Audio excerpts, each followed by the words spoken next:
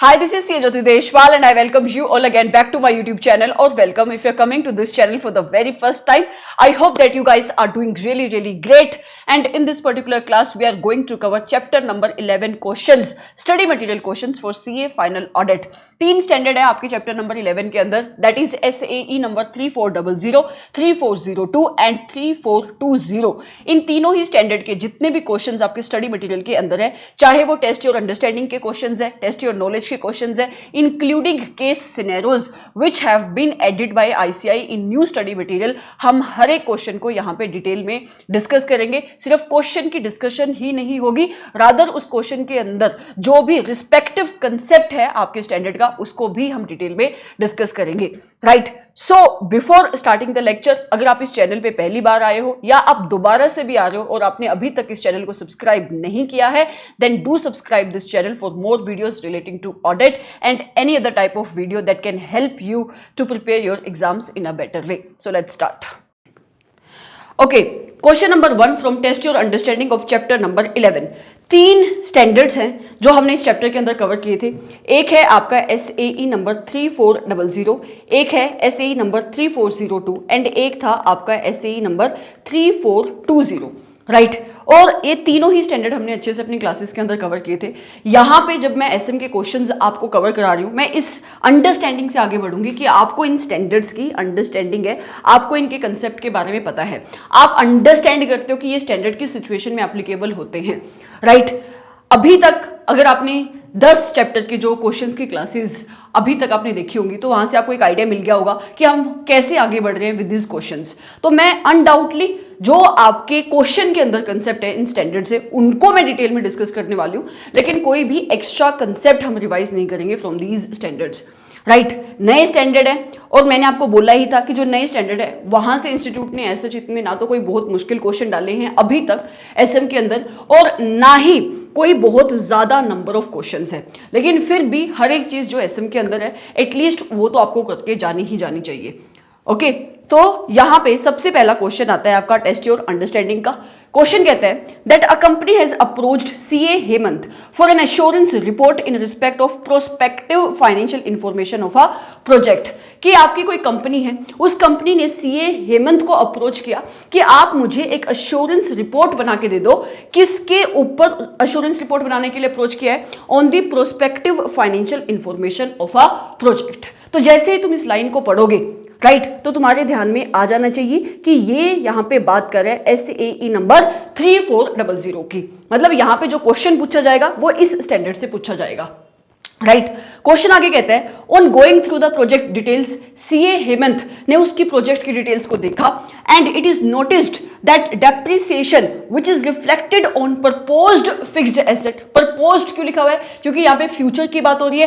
तो कहता है कि जब CA हेमंत ने प्रोजेक्ट की डिटेल को देखा तो उसने नोटिस किया कि आपके जो इस कंपनी के प्रपोज्ड फिक्स्ड एसेट है, जो इसको एक्वायर करने हैं फ्यूचर में, जो इसने शो किए हुए हैं अपने प्रोस्पेक्टिव फाइनेंशियल इंफॉर्मेशन के अंदर, उन प्रोजेक्टेड उन आपके प्रपोज्ड फिक्स्ड एसेट के रिलेशन में जो डेप्रिसिएशन आपकी कंपनी चार्ज कर रही है वो उसने कैलकुलेट करी है as per the provision of income tax act.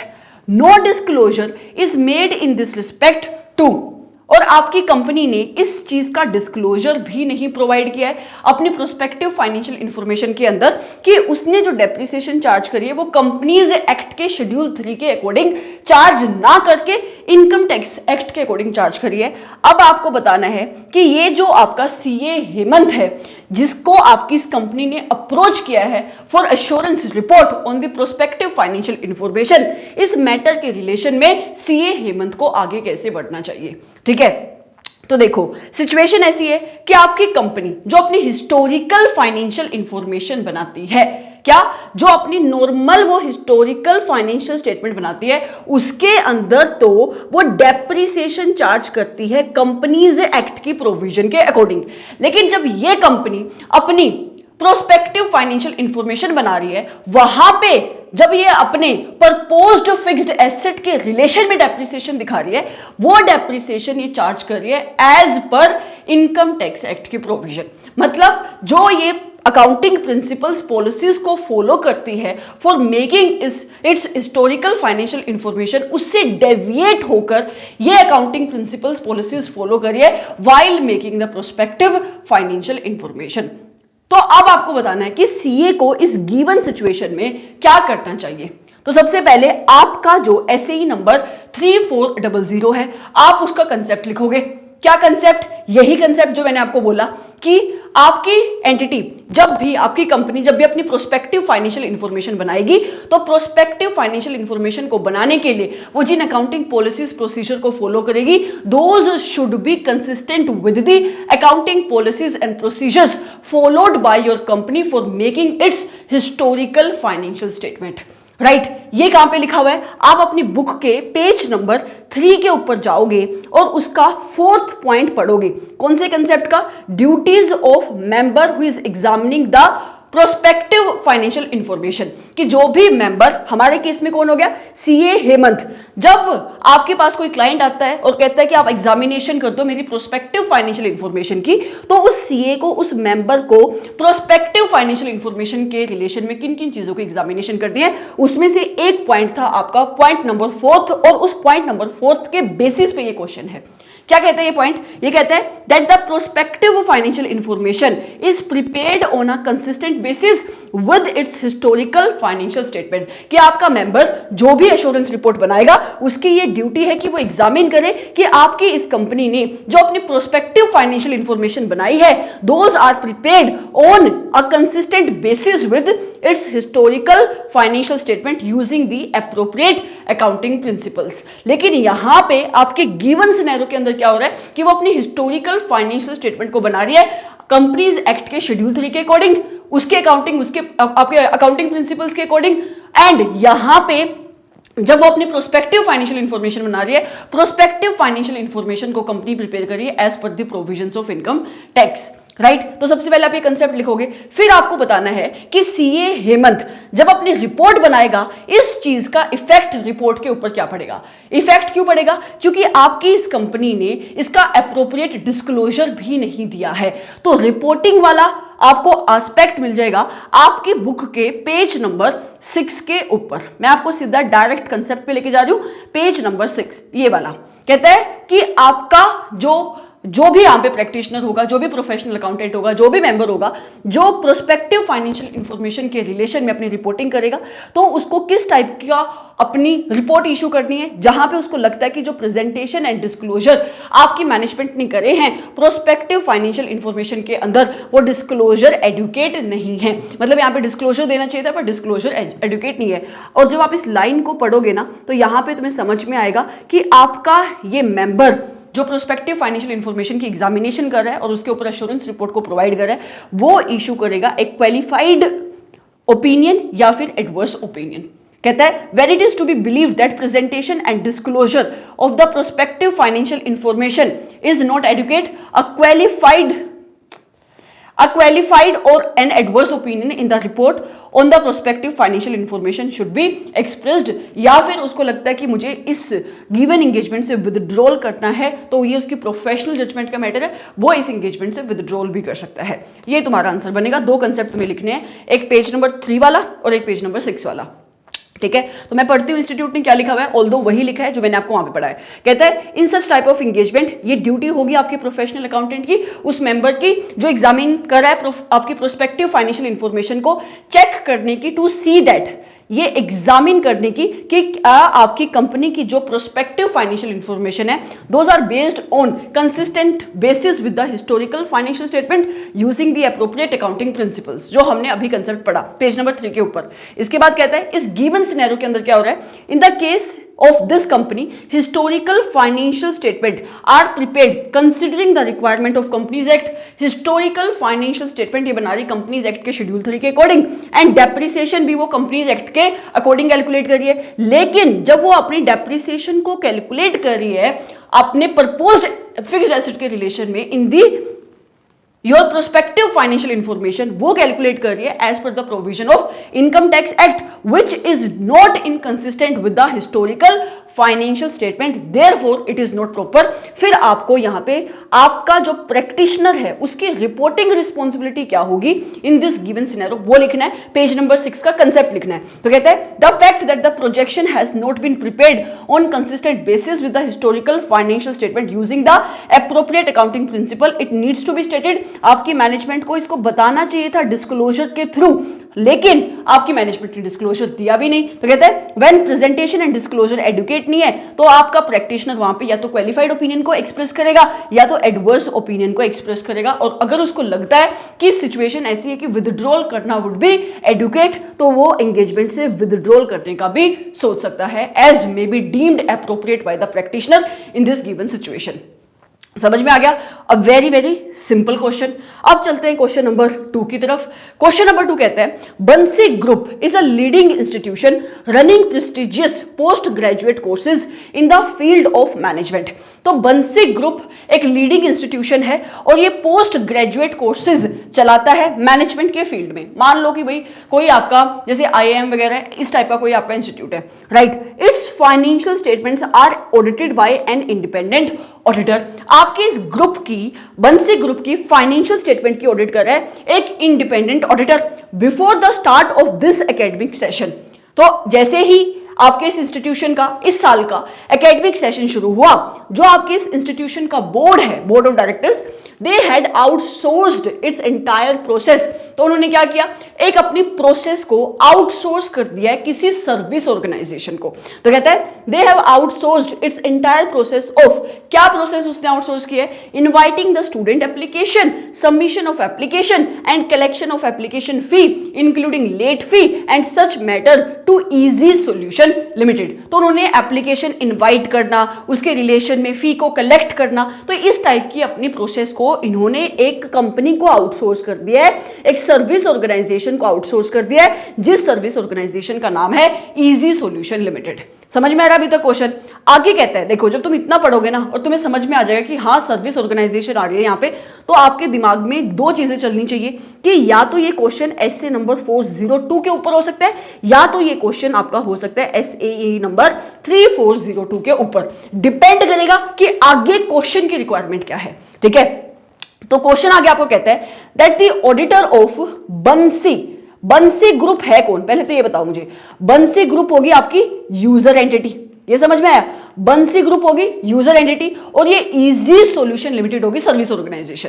Question आगे कहते हैं the auditor of Bansi group, मतलब जो यूजर ऑडिटर है, they want to be sure about the design and operating effectiveness of the controls at the easy solution limited। तो कहता है कि ये जो यूजर ऑडिटर है इसको अपनी रिस्पॉन्सिबिलिटी पता है एज पर एसए नंबर 402, तो इसको ना ये जानना है कि ये जो service organization that is easy solution limited, यहां पे जो कंट्रोल्स लगे हुए हैं क्या उनकी डिजाइनिंग एप्रोप्रिएट है, क्या वो ऑपरेट कर रहे हैं इफेक्टिवली और नोट।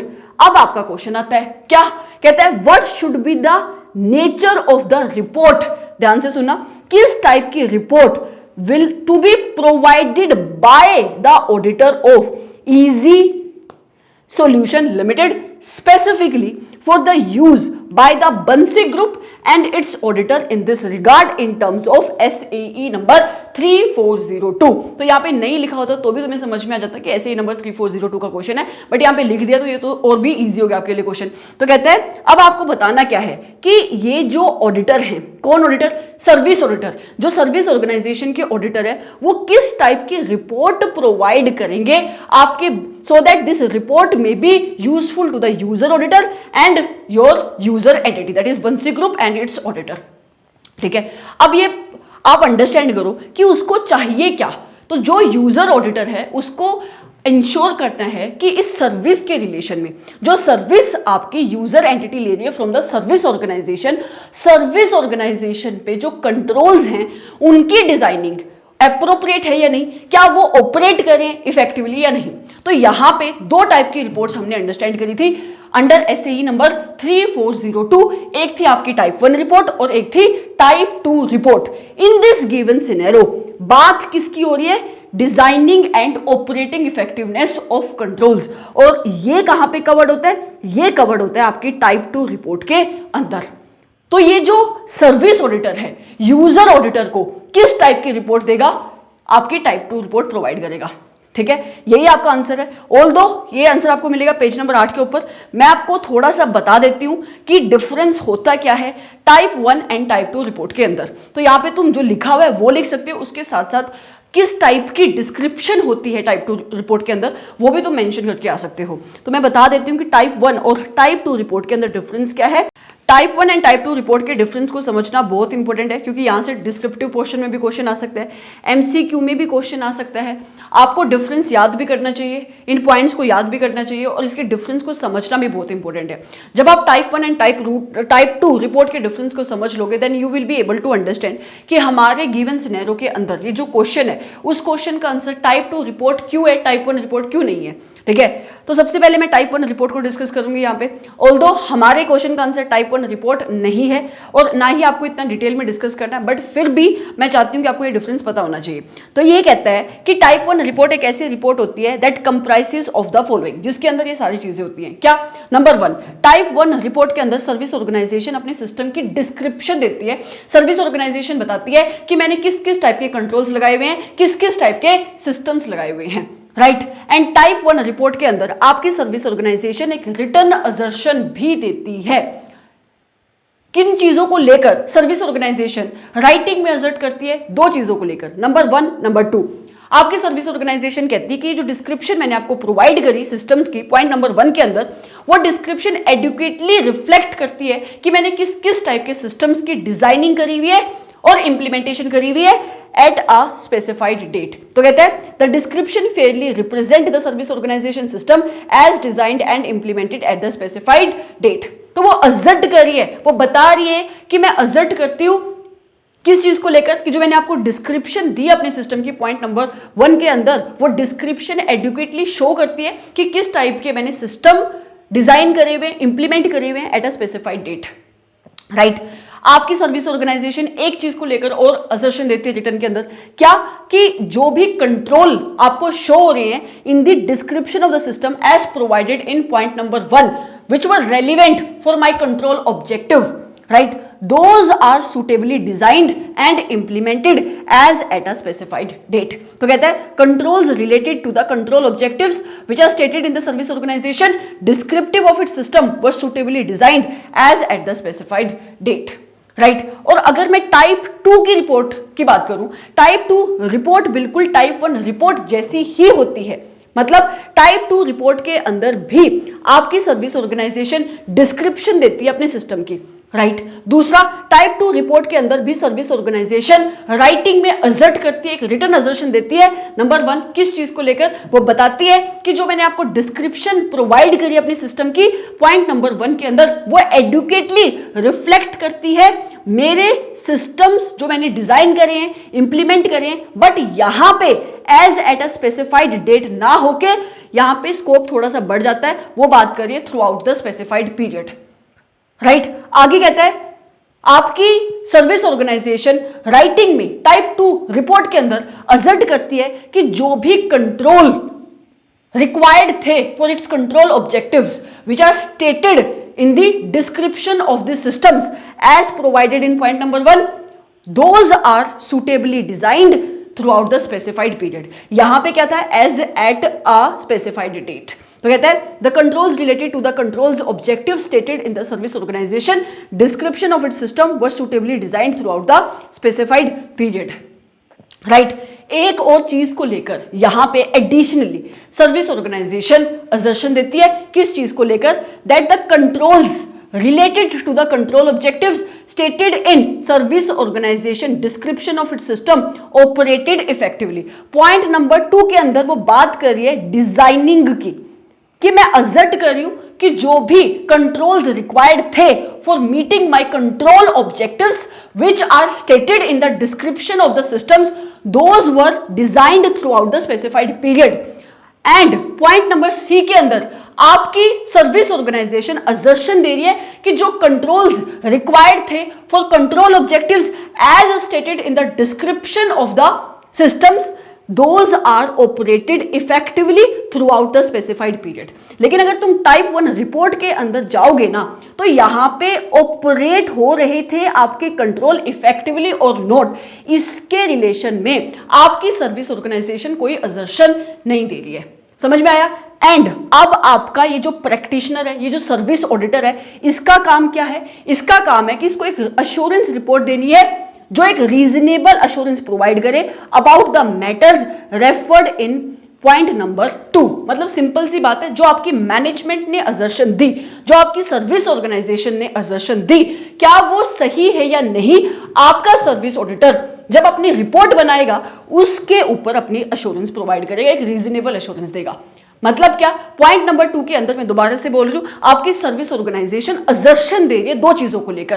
क्या?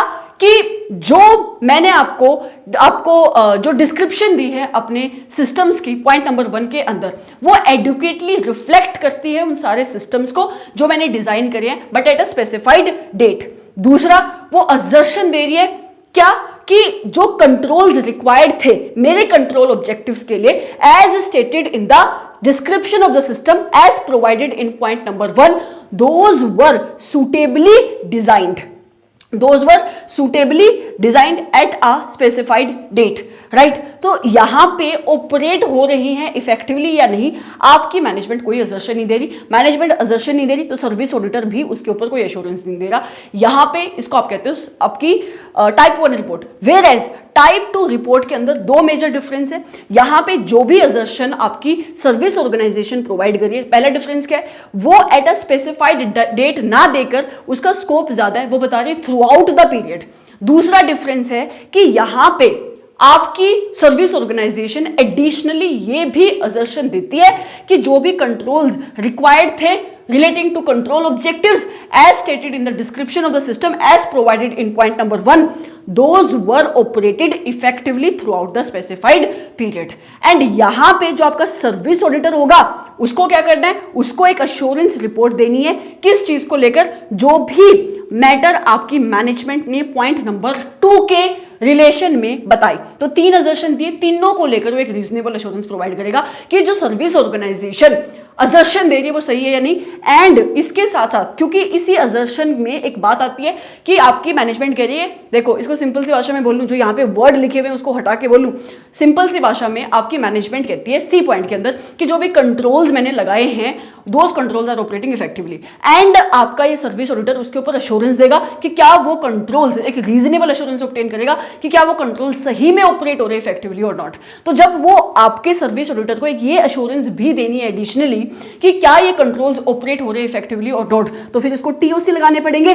तो यहां पे सर्विस ऑडिटर जब अपनी एश्योरेंस रिपोर्ट बनाएगा तो वो एक रीजनेबल एश्योरेंस देगा उन सारे पॉइंट नंबर जो भी 2 के रिलेशन में आपकी मैनेजमेंट ने असर्शन दिए।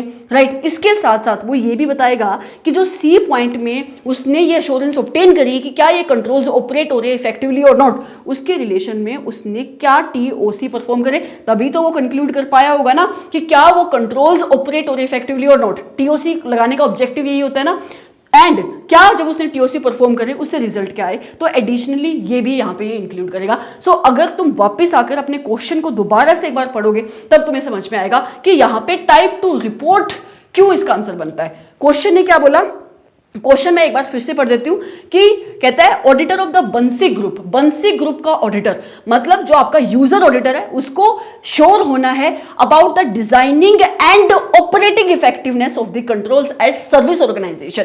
तो डिजाइनिंग तो उसको टाइप 1, डिजाइनिंग के रिलेशन में तो उसको टाइप 1 रिपोर्ट से भी एश्योरेंस मिल जाएगी, लेकिन ये ऑपरेटिंग इफेक्टिवनेस ऑफ कंट्रोल्स जो आपकी सर्विस ऑर्गेनाइजेशन ने लगाए इसकी एश्योरेंस उसको टाइप 2 रिपोर्ट से ही मिलेगी। समझ में आ गया? इस वजह से इसका आंसर टाइप 2 रिपोर्ट है। अब देख लेते हैं इंस्टीट्यूट ने इसका आंसर क्या लिखा है। देखो जो लिखा है इंस्टीट्यूट ने तुम वो तो लिख ही सकते हो, इसके साथ साथ एडिशनली तुम क्या कर सकते हो, जो हमने टाइप 2 रिपोर्ट के अंदर क्या क्या मैटर्स होते हैं उसको भी तुम लिख कर आ सकते हो। तो कहते हैं in such a case the auditor of the Bansi group wants to be sure about the designing and operating effectiveness of the controls at the organisation, मतलब at the service organisation is providing services to the client. Type 2 report is the report. अब ये बता रहा कि type 2 report होती क्या है, about the description, designing and additionally on the operating effectiveness of the controls which are operating at the service organization. Auditor at easy solution limited, मतलब जो आपका सर्विस ऑडिटर है वो प्रोवाइड करेगा एक रिपोर्ट। एंड आपने अभी देखा, यहां पे आके देखो कि जो सर्विस ऑडिटर है वो अश्योरेंस रिपोर्ट किस चीज के ऊपर प्रोवाइड कर रहा है, दो चीजों को लेकर। तो ये लिखा हुआ है, एक ऐसी रिपोर्ट प्रोवाइड करेगा जो रीजनेबल अश्योरेंस देगी on these matters, on which matters, जिसके रिलेशन में आपकी मैनेजमेंट ने असर्शन दी है। तो डिजाइनिंग को लेकर उसने असर्शन दी है, ऑपरेटिंग कंट्रोल्स को लेकर असर्शन दी है, और उनकी डिस्क्रिप्शन को लेकर असर्शन दी है। तो description, designing, B and operating effectiveness of this controls, right. और आपका ये जो सर्विस ऑडिटर है वो क्या देगा, रीजनेबल अश्योरेंस देगा about these matter, about the description, about the designing and about the operating effectiveness of these controls. It should also include details. And देखो एडिशनली बी पॉइंट के अंदर क्या कह रहा है कि जब वो टाइप 2 रिपोर्ट बनाएगा तो उसने क्या टीओसी परफॉर्म करे उसकी डिटेल भी वो इंक्लूड करेगा। एंड जब उसने टीओसी परफॉर्म करे उससे क्या उसको रिजल्ट मिले, क्या उसको कोई डेविएशन मिली, उसको भी वो यहां पे आइडेंटिफाई करेगा। इस क्वेश्चन के आंसर को इससे बेटर लिखने का तरीका है कि आप टाइप 2 रिपोर्ट होती क्या है ये सारे पॉइंट यहां पे लिख सकते हो, फिर आप इस गिवन सिनेरियो में क्या हो रहा है आप वो लिख सकते हो। ठीक है, अब आते हैं आपके क्वेश्चन नंबर 3 की तरफ। Again a very simple question, कहता है, ये तो बहुत ही ज्यादा सिंपल क्वेश्चन है। The management of S Limited requests you to accept an engagement to report on the compilation of pro forma financial information to be included in the prospectus। तो management है कौन, आपकी S Limited की, वो आपको request कर रही है कि आप हमारी इंगेजमेंट परफॉर्म कर दो। इंगेजमेंट क्या है कि आपको रिपोर्ट करना है on the compilation of proforma financial information which is to be included in the prospectus. जब आप इतना पढ़ोगे तो आपको इतना तो समझ में आ जाएगा कि SAE नंबर 3420 का क्वेश्चन है। अगर क्वेश्चन के अंदर स्टैंडर्ड की रेफरेंस नहीं भी दी गई है तो कहते हैं इन द लाइट ऑफ, इसने बता दिया कि कौन से SAE का क्वेश्चन है, कहते हैं in the light of SAE number 3420 what factors will you consider regarding the company acknowledging and understanding its responsibility in this matter before accepting the engagement. कहता है कि जब ये आप क्लाइंट आपके पास आ रहा है और ये आपको कहता है कि मेरी एंगेजमेंट परफॉर्म कर दो जहां पे आपको रिपोर्ट करना है on the compilation of the proforma financial information, इस टाइप की एंगेजमेंट को एक्सेप्ट करने से पहले being an practitioner, being a professional accountant, आप किन मैटर्स को कंसीडर करोगे, और ये मैटर्स किससे रिलेटेड है, आपकी मैनेजमेंट की रिस्पॉन्सिबिलिटीज से रिलेटेड है। हमने सिमिलर ही पॉइंट एक ऐसे नंबर 210 में पढ़ते हैं, अगर तुम्हें याद हो तो, क्या कि जब भी कोई क्लाइंट आपके पास आता है, क्लाइंट को एक्सेप्टेंस देने से पहले ऑडिटर को उस क्लाइंट के साथ एक एग्रीमेंट में एंटर करना है कि आपकी मैनेजमेंट अपनी रिस्पॉन्सिबिलिटी को समझती है। किस चीज की रिस्पॉन्सिबिलिटी, कि फाइनेंशियल स्टेटमेंट को बनाने की रिस्पॉन्सिबिलिटी मैनेजमेंट की है। आपकी मैनेजमेंट अपनी रिस्पॉन्सिबिलिटी को समझती है कि मैनेजमेंट की रिस्पॉन्सिबिलिटी है ऑडिटर को डॉक्यूमेंट प्रोवाइड करने की, इंफॉर्मेशन प्रोवाइड करने की, अगर उसको कोई एडिशनल इंफॉर्मेशन चाहिए, एडिशनल एक्सप्लेनेशन प्रोवाइड करने की, अगर आपका ऑडिटर आपके इंप्लॉइज से एक्सेस मांग रहा है, people who are within your organization उससे एक्सेस मांग रहा है, तो आपकी ऑर्गेनाइजेशन की रिस्पॉन्सिबिलिटी है उन लोगों से एक्सेस प्रोवाइड करने की। ठीक है, सिमिलर ही कंसेप्ट आपका यहां पे भी आता है SAE नंबर 3420 के अंदर। पेज नंबर 15 पे अगर तुम जाओगे बिल्कुल यही आपका आंसर लिखा हुआ है। ऐसा शायद ही कोई क्वेश्चन है जो आपके नए स्टैंडर्ड्स के अंदर है, जो बुक के अंदर नहीं है। ऑल्दो ऑलमोस्ट सारे ही क्वेश्चन आपकी बुक के अंदर है, क्योंकि ये बुक SM के ऊपर है और ये क्वेश्चन आपके SM के हैं। और इंस्टीट्यूट जो मोस्टली क्वेश्चन पूछता है वो SM के कंसेप्ट से ही पूछता है, राइट। उसके अलावा वो एडिशन क्या कर सकता है कि जो स्टैंडर्ड आपके स्टडी मटेरियल के अंदर जितना पोर्शन दिया हुआ है उससे अगर उसको थोड़ा सा डिफिकल्ट बनाना है तो वो प्रोनाउंसमेंट में चला जाता है, उसके एप्लीकेशन पार्ट में चला जाता है। तो ये थोड़ा सा आपके लिए इशू हो सकता है कि जहां पे एप्लीकेशन पार्ट से वो कोई क्वेश्चन पूछ रहा है वो आपको आपकी बुक में नहीं मिलेगा। मतलब अगर पहले पूछा हुआ है कभी तो वो इंक्लूड कर दिया गया होगा बुक में, लेकिन अगर सडनली वो कोई और नए एप्लीकेशन पार्ट से क्वेश्चन पूछ रहा है फिर वो वहां पे शायद आप उसकी इंटरप्रिटेशन ढंग से ना कर पाओ, क्योंकि प्रोनाउंसमेंट की हर एक चीज़ को पढ़ पाना और पढ़ा पाना पॉसिबल नहीं है। But still I am working on that कि कैसे उन चीज़ों को इनकॉर्पोरेट किया जा सकता है शॉर्ट के अंदर। अब कौन सा पेज नंबर था, पेज नंबर 15। ओके, ये रहा पेज नंबर 15 कि कौन कौन सी चीजें एग्रीमेंट में एंटर की जाएंगी, what will be included in the agreement. तो कहते हैं आपका जो ये प्रैक्टिशनर है उसको एग्रीमेंट लेना है रिस्पॉन्सिबल पार्टी का। हमारे केस में रिस्पॉन्सिबल पार्टी कौन होगी, ये जो आपका क्लाइंट आपके पास आ रहा है, कि आपके ये जो क्लाइंट है वो अपनी रिस्पॉन्सिबिलिटी को अंडरस्टैंड करता है, एक्नॉलेज करता है। किस चीज की रिस्पॉन्सिबिलिटी को, कि ये आपके क्लाइंट की रिस्पॉन्सिबिलिटी है कि उसको एडुकेटली डिस्क्लोज करना है, डिस्क्राइब करना है क्राइटेरिया को, जिस क्राइटेरिया की बेसिस पे इन परफॉर्मा फाइनेंशियल इंफॉर्मेशन को बनाया जा रहा है, राइट। ये आपके क्लाइंट की रिस्पॉन्सिबिलिटी है कि उसको कंपाइलेशन करनी है परफॉर्मा फाइनेंशियल इंफॉर्मेशन की as per the applied criteria, right. And आप एग्रीमेंट में एंटर करोगे अपने क्लाइंट के साथ कि आपका क्लाइंट अपनी रिस्पॉन्सिबिलिटी को समझता है, एक्नॉलेज करता है कि उसको प्रैक्टिशनर को प्रोवाइड करनी है number 1 access to all the information, जो भी इंफॉर्मेशन उसको चाहिए, सच एज जो भी रिकॉर्ड उसको चाहिए, डॉक्यूमेंटेशन एंड अदर मैटर्स जो रेलिवेंट हो सकते हैं for the evaluation of the proforma financial information whether they have been compiled in all material aspect as per the applicable criteria और नॉट, राइट। तो मतलब जो भी इंफॉर्मेशन, डॉक्यूमेंट, एक्सप्लेनेशन आपका प्रैक्टिशनर मांगेगा, आप एग्रीमेंट में एंटर कर लो पहले अपने क्लाइंट के साथ कि वो अपनी रिस्पॉन्सिबिलिटी को एक्नॉलेज करता है, अंडरस्टैंड करता है। दूसरा, एडिशनल इंफॉर्मेशन जो भी आपका प्रैक्टिशनर मांगेगा, additional information that the practitioner may request from the responsible party for the purpose of this engagement. तो आप एडिशनली मतलब एडवांस में ही तुम एग्रीमेंट एंटर कर लो कि during the course of performing this engagement practitioner जो भी एडिशनल इंफॉर्मेशन मांगेगा, जो भी आपसे एक्सप्लेनेशन मांगेगा, आपकी इस रिस्पॉन्सिबल पार्टी को, प्रैक्टिशनर को वो एडिशनल इंफॉर्मेशन भी देनी है। एंड जहां पे for the purpose of engagement अगर इस प्रैक्टिशनर को एक्सेस चाहिए to the individuals within the enquiry group, तो इन दैट सिचुएशन ये कहां पे आएगा एक्वायरी का कंसेप्ट, बिजनेस कॉम्बिनेशन के केस में। तो वहां पे आप क्या प्रोवाइड करोगे, एक्सेस प्रोवाइड करोगे एक्वायरी के लोगों के साथ भी। आगे कहते हैं कि आप एडवांस में आप एक एग्रीमेंट में एंटर कर लो अपनी रिस्पॉन्सिबिलिटी पार्टी के साथ, रिस्पॉन्सिबल पार्टी के साथ, कि रिस्पॉन्सिबल पार्टी अपनी रिस्पॉन्सिबिलिटी को एक्नॉलेज करती है, अंडरस्टैंड करती है कि रिस्पॉन्सिबल पार्टी की रिस्पॉन्सिबिलिटी है आपके प्रैक्टिशनर को एक्सेस प्रोवाइड करना to those within the entity and entity adviser, जहां से प्रैक्टिशनर को इंफॉर्मेशन लग सकती है in order to collect evidences. तो ये आप एग्रीमेंट अपनी रिस्पॉन्सिबल पार्टी के साथ प्रैक्टिशनर एडवांस में ही एंटर कर लेता है। क्वेश्चन यही आपसे पूछ रहा है। अब एक बार मैं फिर से क्वेश्चन पढ़ना चाहूंगी आपके लिए। कहता है in the light of S A number 3420, जो भी आपकी प्रोविजन है एसए नंबर 3420 की, आपको बताना है कि किन फैक्टर्स को कंसीडर करेगी आप बीइंग ए प्रैक्टिशनर, किन फैक्टर्स को आप कंसीडर करोगे रिगार्डिंग द, कि आपकी कंपनी एक्नॉलेज करिए, आपका क्लाइंट, आपकी रिस्पॉन्सिबल पार्टी एक्नॉलेज करिए, अंडरस्टैंड करिए अपनी रिस्पॉन्सिबिलिटी को in this matter before accepting the engagement. तो ये वाले वो मैटर्स है। तो आप एग्रीमेंट में एंटर करोगे पहले ही अपनी रिस्पॉन्सिबल पार्टी के साथ कि आपकी रिस्पॉन्सिबल पार्टी एक्नॉलेज करिए, अपनी रिस्पॉन्सिबिलिटी एक्सेप्ट करिए in relation to the following matters. वही वाले मैटर्स है कि वो अपनी रिस्पॉन्सिबिलिटी समझती है कि उसको एडुकेटली, उसकी रिस्पॉन्सिबिलिटी है कि वो एक्नॉलेज करते हैं अपनी रिस्पॉन्सिबिलिटी को कि उसको एडुकेटली डिस्क्लोज करना है, डिस्क्राइब करना है उस क्राइटेरिया को जिसके बेसिस पे उसने अपनी परफॉर्मा फाइनेंशियल इंफॉर्मेशन को बनाया है, उसको कंपाइलेशन करनी है परफॉर्मा फाइनेंशियल इंफॉर्मेशन की, एंड आपके प्रैक्टिशनर को प्रोवाइड करना है विद द फॉलोइंग इंफॉर्मेशन। और ये इंफॉर्मेशन है, एडिशनल इंफॉर्मेशन है और एक्सेस की बात हो रही है, ठीक है। तो ये तुम्हारा यहाँ पे आंसर बनेगा। Again a very simple question, test your knowledge का पहला क्वेश्चन।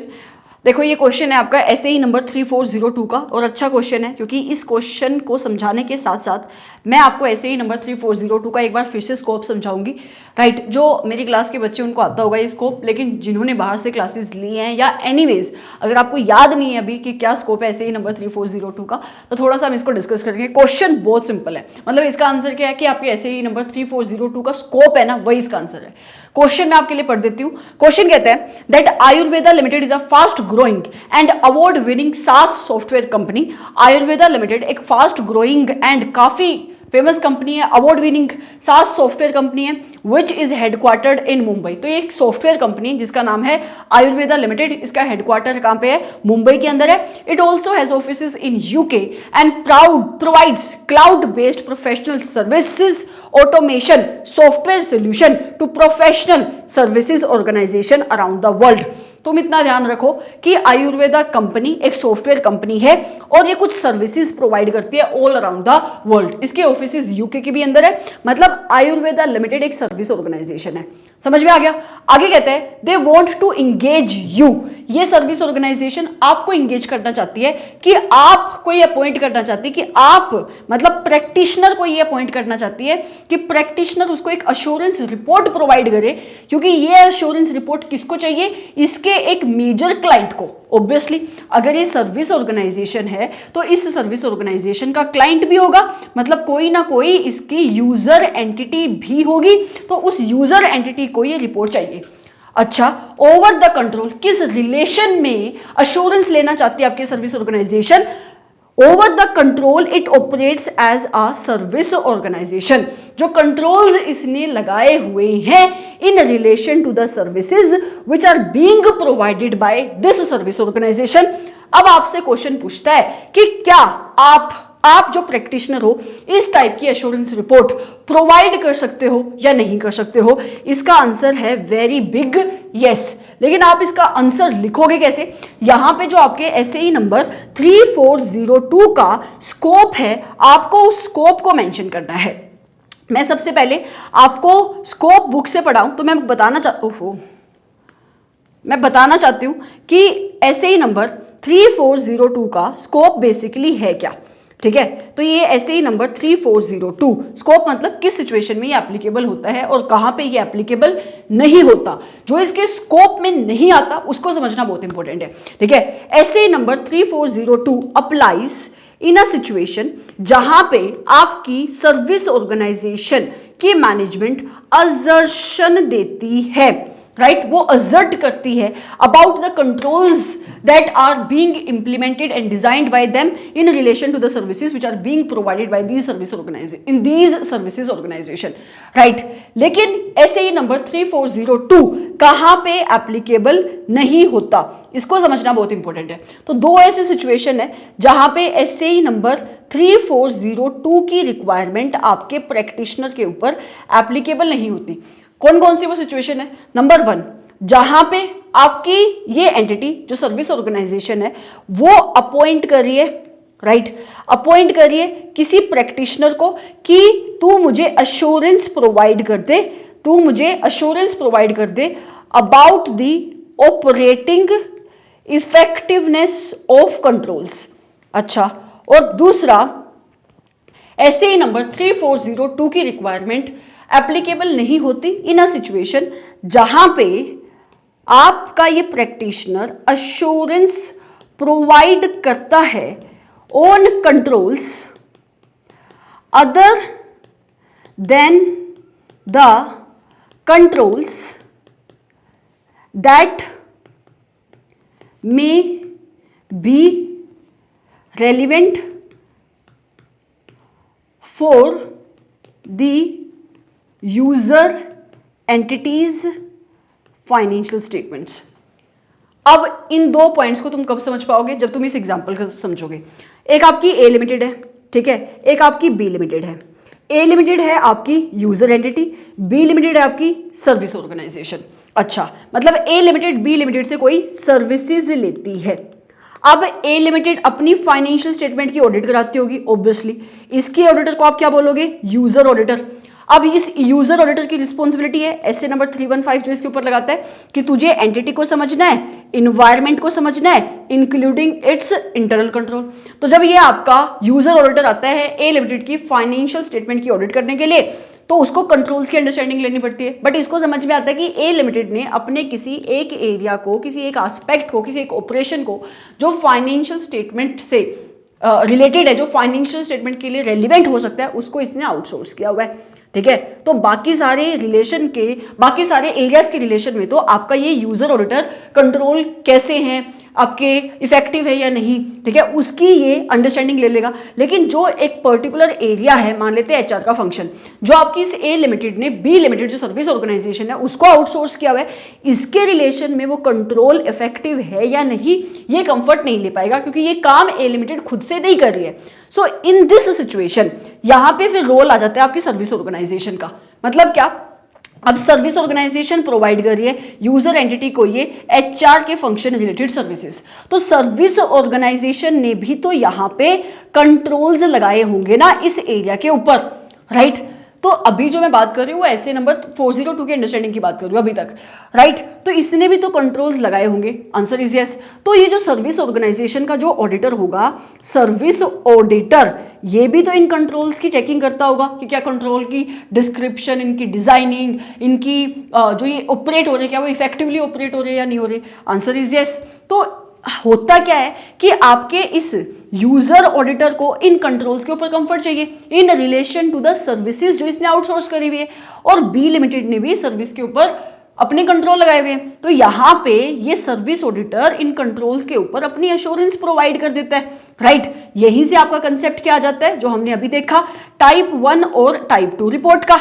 जब ये एश्योरेंस प्रोवाइड करेगा इस टाइप की सर्विसेज के ऊपर, तो इसके ऊपर एप्लीकेबल हो जाता है एसएई नंबर 3402, राइट। और ये अपना काम खत्म कर लेता है, ये वाला user auditor as per SA number 402। इसको ये रिपोर्ट मिल जाती है, इसको यहाँ पे कंफर्ट मिल जाता है, ठीक है, कि क्या वो कंट्रोल अच्छे हैं, कंट्रोल अच्छे नहीं है, and accordingly on the basis of his understanding या अपने फर्दर ऑडिट प्रोसीजर यहाँ पे प्लान कर लेता है और अपनी ऑडिट को खत्म कर लेता है, ठीक है। तभी एसए नंबर 402 के अंदर भी आपका टाइप 1 एंड टाइप 2 रिपोर्ट का कंसेप्ट आता है और यहाँ पे भी आता है। बट यहाँ पे आप किसके पर्सपेक्टिव से देख रहे हो, इस एक टाइप 1 टाइप 2 रिपोर्ट को आपके एक ऐसे प्रैक्टिशनर के पर्सपेक्टिव से जिसकी रिस्पॉन्सिबिलिटी है इस रिपोर्ट को बनाना। और वहां पे आप टाइप 1 टाइप 2 रिपोर्ट को कैसे देखते हो, अपने यूजर ऑडिटर के पर्सपेक्टिव से जो इस रिपोर्ट को ऑब्टेन करता है फ्रॉम द सर्विस ऑडिटर। समझ में आ गया? तो ये आपका यहाँ पे सिचुएशन है जो कवर्ड होती है। अब यहाँ पे क्या नहीं आ रहा है आपके एसएई की स्कोप के अंदर, ये समझो। अब ये जो सर्विस ऑर्गेनाइजेशन है, क्या ये सिर्फ एचआर के रिलेशन में ही कंट्रोल लगाती होगी, या इसने अपनी ये जो बी लिमिटेड जो सर्विस ऑर्गेनाइजेशन है इसके अदर एस्पेक्ट के रिलेशन में भी इसने कंट्रोल्स बनाए होंगे? कॉमन सेंस की बात है, इसने अदर एस्पेक्ट के रिलेशन में भी कंट्रोल्स बनाए होंगी, इसकी अपनी भी पॉलिसीज होंगी, इसके अपने भी प्रोसीजर होंगे। तो जहां पे ये जो बी लिमिटेड है सर्विस ऑर्गेनाइजेशन जब किसी से अश्योरेंस ले रही है कि क्या जो मैंने कंट्रोल बनाए हैं, अपनी पॉलिसीज प्रोसीजर बनाए हैं, क्या वो इफेक्टिवली ऑपरेट हो रहे हैं, इफेक्टिवली ऑपरेट नहीं हो रहे हैं, तो वो सिचुएशन यहाँ पे कवर्ड नहीं होती। मतलब यहाँ पे सिर्फ वही सिचुएशन कवर्ड होगी जहां पे आपका जो ये प्रैक्टिशनर है अश्योरेंस प्रोवाइड कर रहा है in relation to those controls which are over this one specific services, that is HR, right. और एक सेकंड और एस्पेक्ट है जो एसएई नंबर 3402 के रिलेशन में इसके स्कोप में नहीं आता। मतलब ऐसे कोई कंट्रोल जो आपकी सर्विस ऑर्गेनाइजेशन ने लगाए हैं on the area other than the area which is relevant to the financial statement of this user entity, और वहां पे वो अश्योरेंस ले रही है, तो भी यहाँ पे ये कवर्ड नहीं होगा, ठीक है। तो ये तुम्हारे दो बातें लिखी हुई जो इसके स्कोप में नहीं आएगा, बट यहाँ पे जो सिचुएशन गिवन है that will be covered in the scope of S A number 3402। मैं पढ़ देती हूँ आगे स्कोप में क्या लिखा हुआ है। पहले पेज नंबर देखना पड़ेगा, पेज नंबर 7 के ऊपर है, ठीक है। मैं एसए का आपकी बुक में स्कोप क्या है उसको पढ़ देती हूँ। पेज नंबर 7 के ऊपर अगर हम जाएंगे, पेज नंबर 7 के ऊपर ये रहा आपका स्कोप ऑफ एसएई नंबर 3402, ठीक है। तो कहते हैं SAE number 3402 it applies only when, जब सर्विस ऑर्गेनाइजेशन रिस्पॉन्सिबल है या अदरवाइज वो आप कोई असर्शन करिए about the designing of the control, उसने की थी ना असर्शन, वो असर्ट करी थी ना अपने कंट्रोल के डिस्क्रिप्शन को लेकर, तो उस सिचुएशन में एप्लीकेबल होगा। एंड एसएई नंबर 3402 उन अश्योरेंस एंगेजमेंट के केस में एप्लीकेबल नहीं होता जहां पे रिपोर्ट बनाई जा रही है only whether this control at service organisations are operating effectively और नॉट, मतलब आर ऑपरेटिंग एज डिस्क्राइब्ड और नॉट, जो मैंने आपको फर्स्ट सिचुएशन बताई। दूसरा एसएई नंबर 3402 उन अश्योरेंस एंगेजमेंट में एप्लीकेबल नहीं होगा जहां पे आपका ये प्रैक्टिशनर रिपोर्ट कर रहा है ऑन द कंट्रोल जो सर्विस ऑर्गेनाइजेशन में है, बट ऐसे control which are other than those related to the services which are likely to be relevant to the user entity control as it relate to the financial reporting. मतलब जो उसकी user entity के control related to financial reporting उससे जुड़े हुए नहीं है, वो भी आपके एसएई नंबर 3402 के स्कोप में नहीं आएगा। इसने एग्जांपल दिए हुए यहाँ पे ऐसे कंट्रोल जो आपकी यूजर एंटिटी की प्रोडक्शन को अफेक्ट करे, क्वालिटी कंट्रोल को अफेक्ट करे, लेकिन जो उसकी फाइनेंशियल रिपोर्टिंग प्रोसेस को अफेक्ट नहीं करे ना यूजर एंटिटी की, उसकी फाइनेंशियल स्टेटमेंट को अफेक्ट नहीं करे, वो यहाँ पे इसके स्कोप में कवर नहीं होगा, राइट। तो यहाँ पे ये आपका आंसर बनेगा। कहता है एसए नंबर 3402 अप्लाइज कब, ओनली व्हेन, वही स्कोप लिखा हुआ है जब आपकी सर्विस ऑर्गेनाइजेशन रिस्पॉन्सिबल होती है for the suitable design of the control या otherwise they are able to make assertion about the designing of the control। ये किस सिचुएशन में एप्लीकेबल नहीं होता, उन अश्योरेंस एंगेजमेंट में एप्लीकेबल नहीं होता। दो सिचुएशन जो हमने डिस्कस करी, हेंस यस जो यहाँ पे हमारे गिवन सिनेरियो के अंदर जो बात हो रही है यहाँ पे we can provide the assurance report, मतलब this will be covered under SA number 3402, okay. अब आता है question number 2, discuss the significance of the pro forma financial information which are included in the prospectus of a company. SA number 3402, ये भी तुम्हारा concept है वहां पे pro forma financial information का, पेज नंबर 13 के ऊपर। मैं यहां से पढ़ देती हूँ, जो पॉइंट वहां पे लिखे हुए पेज नंबर 13 के ऊपर वही एग्जैक्टली सेम पॉइंट यहाँ पे हैं, जाके तुम चेक कर सकते हो। तो कहता है परफॉर्मा फाइनेंशियल इंफॉर्मेशन बेसिकली होती क्या, ये क्या शो करती है। Proforma financial information refers to those financial information which are presented along with the adjustment. Proforma financial information refers to the financial information which are shown together with the adjustment. Objective क्या होता है इन pro forma financial information को बनाने का, to illustrate the impact of event or transaction on the unadjusted financial information. आपका objective होता है कि जो अनएडजस्टेड फाइनेंशियल इंफॉर्मेशन है उन अनएडजस्टेड फाइनेंशियल इंफॉर्मेशन के ऊपर उस इवेंट उस ट्रांजैक्शन के इंपैक्ट को इलस्ट्रेट करना, बताना, ऐसे कि जैसे ये इवेंट हो चुका है, as if event had occurred, और ट्रांजैक्शन हो चुकी है at an earlier date which is selected for the purpose of illustration. मतलब आप किसी गिवन डेट पर एक ऐसे इवेंट ट्रांजैक्शन के इफेक्ट को शो करना चाहते हो जो अभी तक हुआ नहीं है, right, on the unadjusted financial information. इसको तुम कहते हो प्रोफॉर्मा फाइनेंशियल इंफॉर्मेशन। समझ में आ गया। Proforma financial information generally these are used in offer document, मतलब prospectus, to demonstrate the impact of a transaction on the financial statement of a company। जैसे कि merger acquisition इस transaction के effect को शो करने के लिए कि इसका इफेक्ट एंटिटी की फाइनेंशियल स्टेटमेंट के ऊपर क्या पड़ रहा है, इस टाइप की प्रोफॉर्मा फाइनेंशियल इंफॉर्मेशन को बनाया जाता है एज इफ, ऐसा मानते हुए कि ये ट्रांजैक्शन पहले होती तो इसका इंपैक्ट क्या होता, मतलब आपके एंटिटी की फाइनेंशियल स्टेटमेंट की पोजीशन क्या शो होती। प्रोफॉर्मा फाइनेंशियल इंफॉर्मेशन आप किस फॉर्म में बना सकते हो, प्रॉफिट एंड लॉस अकाउंट की फॉर्म में बना सकते हो, बैलेंस शीट की फॉर्म में बना सकते हो, right. And they also include, proforma financial information के अंदर नोट्स भी इंक्लूडेड होते हैं in relation to that transaction, right. जो भी आप ट्रांजैक्शन कर रहे हो उससे रिलेटेड नोट, उस ट्रांजैक्शन के रिलेशन में आपने जो भी अजम्पशंस ली उन अजम्पशन के रिलेटेड नोट्स भी आपके इन प्रोफॉर्मा फाइनेंशियल इंफॉर्मेशन के अंदर इंक्लूडेड होते हैं। समझ में आया। तो ये होती है आपकी प्रोफॉर्मा फाइनेंशियल इंफॉर्मेशन। तो जो कंसेप्ट था कि क्या है प्रोफॉर्मा फाइनेंशियल इंफॉर्मेशन वही लिखा हुआ है आपने यहाँ पे। अब आते हैं आगे, अगला question, discuss the proforma adjustment under SAE number 3420। अब प्रोफॉर्मा फाइनेंशियल इंफॉर्मेशन में आप एडजस्टमेंट, मतलब जब आप प्रोफॉर्मा फाइनेंशियल इंफॉर्मेशन बनाते हो वहां पे आप अनएडजस्टेड फाइनेंशियल इंफॉर्मेशन के अंदर एडजस्टमेंट करते हो ताकि आप इलस्ट्रेट कर सकते हो इंपैक्ट क्या पड़ रहा है उस इवेंट का, उस ट्रांजैक्शन का, अगर वो इवेंट वो ट्रांजैक्शन एक अर्लियर डेट पे हुआ होता तो, है ना। तो ये पूछ रहा है कि आप ये बताओ कि प्रोफॉर्मा कौन कौन सी प्रोफॉर्मा एडजस्टमेंट होती हैं जो अनएडजस्टेड फाइनेंशियल इंफॉर्मेशन में की जाती हैं। ये आंसर आपको कहाँ पे मिलेगा, पेज नंबर 16 के ऊपर। मैं पढ़ा देती हूँ यहाँ पे जाकर, पेज नंबर 16 के ऊपर, पेज नंबर 16 के ऊपर देखो। जो पेज मैं बताती हूँ और बीच में रेफर नहीं कर रही हूँ, इसका मतलब ये नहीं कि वो वहाँ पे नहीं है, वो वहीं पे है। कई बार मुझे लगता है कि जहाँ से पढ़ाना बेटर है ताकि दोनों बच्चों को कॉन्फिडेंस आता रहे, जो यूट्यूब पे इस क्लास को देखने वाले हैं उनको भी, एंड जो बुक को आप, अब जो मेरे बच्चे हैं वो भी इन क्लासेस को देख रहे हैं ड्राइव पे, ठीक है। तो जो जी ड्राइव इन क्लासेस को देखेंगे उनको तो चाहिए कॉन्फिडेंस कि अच्छा उनकी बुक से ही ये क्वेश्चंस बन रहे हैं, तो उनके लिए भी ये कॉन्फिडेंस आता रहे। इस वजह से मैंने पेज नंबर लिखे हुए हैं यहाँ पे, मैं पढ़ा देती हूँ। पेज नंबर 16 के ऊपर इस कंसेप्ट की बात हो रही है। ये जो यहाँ पे लिखा हुआ है ना, यही तुम्हारा आंसर है कि अनएडजस्टेड फाइनेंशियल इंफॉर्मेशन के अंदर कौन कौन सी प्रोफॉर्मा एडजस्टमेंट होती हैं। तो कहते हैं in relation to the unadjusted financial information proforma adjustment may include the following. Number 1, adjustment which will illustrate the impact of that significant event or transaction। वही जो हमने पढ़ा कि आप कौन सी एडजस्टमेंट करते हो अनएडजस्टेड फाइनेंशियल इंफॉर्मेशन के अंदर, वो एडजस्टमेंट जो इलस्ट्रेट कर सके कि क्या इंपैक्ट पड़ रहा है उस इवेंट का, उस ट्रांजैक्शन का, एज इफ अगर ये इवेंट अकर्ड हुआ होता एट एन अर्लियर डेट और ये ट्रांजैक्शन अकर्ड होती at an earlier date which is selected for the purpose of illustration.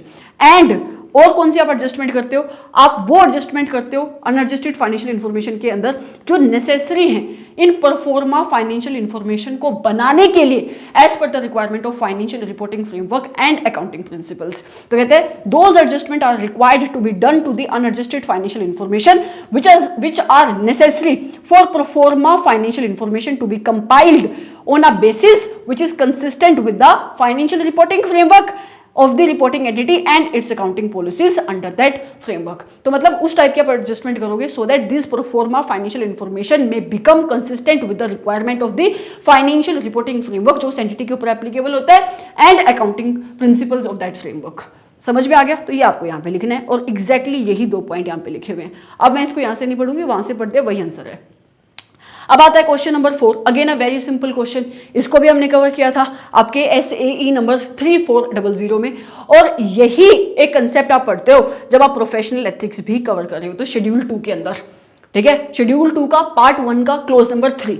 क्या ये कहते हैं? डिस्कस करना है आपको how a chartered accountant can be associated with prospective financial information without violating the relevant provision of chartered accountant act 1949। हमने वहां पे ना शेड्यूल 2 का पार्ट नंबर 1 का एक क्लोज नंबर 3 पढ़ा था, और वो क्लोज क्या था? वो कहता है कि हम एक CA इन प्रैक्टिस को गिल्टी मान लेंगे प्रोफेशनल मिसकंडक्ट का। किस सिचुएशन में? अगर वो CA in practice if he वो परमिट करता है, क्या परमिट करता है कि आप उसके नाम को यूज कर लो, परमिट हिज नेम, या उसके फर्म के नाम को यूज कर लो, permit his name or name of his firm to be used, किसके लिए यूज कर लो? To be used in connection with the estimate of earning, किसी अर्निंग की एस्टिमेशन करने के लिए आप यूज कर लो, जिस अर्निंग का होना या ना होना कंटिंजेंट है ऑन दी फ्यूचर ट्रांजैक्शन, और इस वे से आप उस CA के नाम को यूज कर रहे हो इन अ मैनर जिससे ये बिलीव हो रहा है, विच मे लीड टू बिलीव कि ये जो CA है ना वो वाउच कर रहा है अबाउट द फोरकास्ट। समझ में आ रहा है? तो उस केस में अगर इस CA ने अपने नाम को या अपनी फर्म के नाम को इस वे से एसोसिएट किया, राइट, किसी ट्रांजैक्शन के साथ, किसी अर्निंग के साथ which is contingent upon future transaction in such a manner जिससे देखने वाले को यह लगे कि is vouching for the accuracy of the projection, तो फिर ये गिल्टी हो जाएगा। समझ में आया? यही बात इसने पहले क्या लिखा? आपके उस क्लोज को इसने मेंशन किया है। फिर कहते हैं However, ये जो क्लोज है ये CA को रोकता नहीं है। It does not preclude your CA from associating his name with the prospective financial information। ये तो हमने अंडरस्टैंड किया ही है ना। CA पार्टिसिपेट कर सकता है in the preparation of the financial forecast, उनका रिव्यू कर सकता है, प्रोवाइडेड दैट, लेकिन उसकी कंडीशन है क्या? कि वो क्लियरली बताए अपनी रिपोर्ट के अंदर कि क्या इन इंफॉर्मेशन का सोर्सेज है, जिन इंफॉर्मेशन के बेसिस पे आप अपनी फोरकास्ट को बना रहे हो, एंड क्या इनका बेसिस है, किस बेस पे इन फोरकास्ट को बनाया जा रहा है, एंड जो भी आपने अजम्पशन ली हैं for this forecast, for this projection, those assumption needs to be stated by this practitioner in his audit report. मतलब वो CA अपनी रिपोर्ट में बताएगा इन 3 चीजों को, सोर्स ऑफ इंफॉर्मेशन क्या है, बेस क्या है फोरकास्ट का, and major assumption which is taken for the forecast. And एक बहुत इंपॉर्टेंट कंडीशन इसके साथ क्या है कि वो वाउच नहीं कर सकता for the accuracy of the forecast. वो ऐसी कोई स्टेटमेंट नहीं दे सकता जिससे ऐसा लगे कि वो वाउच कर रहा है, वो कंफर्म कर रहा है कि जो मैंने प्रोजेक्शन दी है, जिसकी रिलेशन में मैं रिपोर्ट दे रहा हूं वैसा ही होगा, ऐसे कोई वाउचिंग वो नहीं कर सकता। सेम रूल प्रोजेक्शन के केस में भी एप्लीकेबल होता है on the basis of hypothetical assumptions जो हम पढ़ते हैं under SAE number 3402 about the future events and management action which are not necessarily expected to take place so long as vouching for the accuracy of the projection is not made. तो कहता है वो अपने नाम को associate कर सकता है लेकिन वो वाउच नहीं कर सकता उसकी एक्यूरेसी को लेकर। ये तुम्हारा यहाँ पे आंसर बनेगा। ये बिल्कुल सेम कंसेप्ट है जो हमने कहाँ पे पढ़ा हुआ है, यहाँ पे पेज नंबर लिखा होगा 3 के ऊपर, बिगिनिंग में ही है क्योंकि ये पहला ही आपका SAE नंबर 3400 है, तो वहाँ पे ही ये आपका कंसेप्ट आ गया था। ये रहा, can a professional accountant be associated with the prospective financial information? Of course yes he can, but आपको कंडीशन बतानी पड़ेगी। पार्ट नंबर 3 केस सिनेरो, बहुत ही सिंपल सा केस सिनेरो है। ये आपका केस सिनेरो बेस्ड है एसएई नंबर 3400 के ऊपर, ठीक है। और ये शायद जितने भी हमने अभी तक चैप्टर डिस्कस करे, उनके क्वेश्चंस डिस्कस करे, उनमें से शायद ये पहला ऐसा केस सिनेरो जिसको मैं पढ़ूंगी नहीं और डायरेक्टली आपको क्वेश्चन कराऊंगी, ठीक है। रीजन इसका सिंपल सा, इतने सिंपल क्वेश्चन है कि आपको केस सिनेरो पढ़ने की जरूरत भी नहीं है। आपको एसएई नंबर 3400 आता है, आप इजिली नीचे दिए गए क्वेश्चंस के आंसर बता सकते हो। सबसे पहला क्वेश्चन क्या है, आपको यह बताना है that whose responsibility is to list out assumption underlying prospective financial information, कि जो आपकी मैनेजमेंट प्रोस्पेक्टिव फाइनेंशियल इंफॉर्मेशन बना रही है और उन प्रोस्पेक्टिव फाइनेंशियल इंफॉर्मेशन को बनाने के लिए मैनेजमेंट जिन अजम्पशन को लेती है, उन अजम्पशन को बताने की रिस्पॉन्सिबिलिटी किसकी है। तो इसका सिंपल सा आंसर है जिन लोगों की रिस्पॉन्सिबिलिटी है प्रोस्पेक्टिव फाइनेंशियल इंफॉर्मेशन बनाने की, और वो है आपकी मैनेजमेंट। तो मैनेजमेंट की ही रिस्पॉन्सिबिलिटी है ये स्टेट करने की, ये बताने की कि किन अजम्पशन के बेसिस पे आपकी मैनेजमेंट ने अपनी प्रोस्पेक्टिव फाइनेंशियल इंफॉर्मेशन को बनाया है। तो सबसे पहला ऑप्शन यहां पे दिया हुआ है कि प्रोफेशनल अकाउंटेंट की रिस्पॉन्सिबिलिटी है, गलत। ऑडिटर ऑफ द कंपनी की रिस्पॉन्सिबिलिटी गलत। बैंकर ऑफ द कंपनी कहां से आ गया, ये तो बिल्कुल ही गलत है। एंड फिर बचता है आपका मैनेजमेंट ऑफ द कंपनी, तो इसका आंसर बनेगा मैनेजमेंट ऑफ द कंपनी। इसमें तो और कोई डिस्कशन का स्कोप भी नहीं है। क्वेश्चन नंबर 2 कहता है, नीचे आपको 4 स्टेटमेंट दी हुई है, राइट, और आपको यह बताना है कि जब आपका प्रैक्टिशनर अपनी एंगेजमेंट को परफॉर्म कर लेगा और वो रिपोर्टिंग के स्टेज पे होगा, तो नीचे दिए गए 4 मैटर्स में से उसको किस मैटर को अपनी रिपोर्ट के अंदर इंक्लूड करना है। तो नंबर 1 कहता है कि आपका प्रैक्टिशनर अपनी रिपोर्ट के अंदर स्टेट करेगा कि इंटेंडेड यूज क्या है प्रोजेक्शन का, मतलब जो ये प्रोजेक्शन बनाई जा रही है इनको किस पर्पस के लिए यूज किया जाएगा। So intended use of the projection is required to be disclosed, बिल्कुल सही बात है। And it is further necessary to question the users regarding the inappropriateness of the projection for other purposes. और practitioner ये भी बताएगा कि जो यूजर्स हैं इन प्रोजेक्शंस के, कि वो किसी और पर्पस के लिए इन प्रोजेक्शन को यूज नहीं कर सकते। ये बाकी के ऑप्शन सारे गलत है, ये इसका आंसर सही है। और ये आप जाके ना चेक कर सकते हो, यहाँ पे कहाँ पे ऊपर है, I don't remember the page number, but ये वाला नो, ये वाला,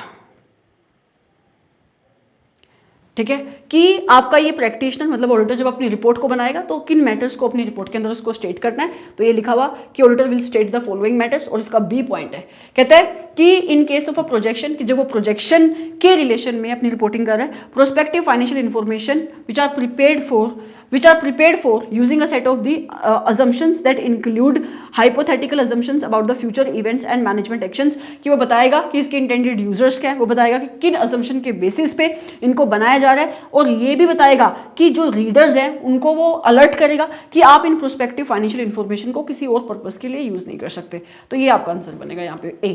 फिर आता है question number 3, what should be the language of such unmodified assurance report regarding the underlying assumption. तो यहाँ पे आपका जो प्रैक्टिशनर है वो अपनी रिपोर्ट की जो लैंग्वेज रखता है वो होती है नेगेटिवली वर्डेड, राइट। तो इसका आंसर बनेगा negatively worded to suggest assumptions are not on reasonable basis. अब ये आपको कहाँ पे पता लग जाएगा, ये लिखा हुआ देखो, रिपोर्ट जब वो बना रहा है on the examination of prospective financial information, तो उसके एलिमेंट क्या होंगे। 8th एलिमेंट क्या लिखा हुआ है कि उसको स्टेटमेंट देनी है नेगेटिव एश्योरेंस की, मतलब जब वो अपनी रिपोर्ट बनाएगा तो that report will be negatively worded, किस चीज़ को लेकर, कि वेदर जो आपकी मैनेजमेंट ने अजम्पशन यूज करी है क्या वो एक रीजनेबल बेसिस प्रोवाइड करती है for the prospective financial information और नॉट। तो नेगेटिवली वर्डेड होती है to suggest assumptions are not on a reasonable basis. मैं आपको एक बात बताना चाहूँगी, जब आप किसी भी सेंटेंस को नेगेटिव वे से शुरू करते हो तो वहाँ पे नेगेटिव मिलके पॉजिटिव बनते हैं।